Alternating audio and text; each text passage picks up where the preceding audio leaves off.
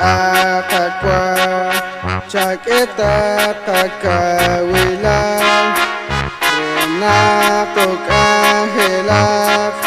Chimakata chikaku Sao salikato Habanuli kakahin Kodeta pangkat kakwa Kecap helaku sila Nakaparakwe At kajos at kachukwa Nakawakota siya Resha bahlini bae Sao salikato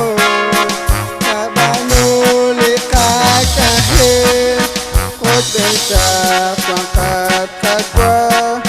Kecap helaku sila Dahoy sail kacho Chiruli kutanae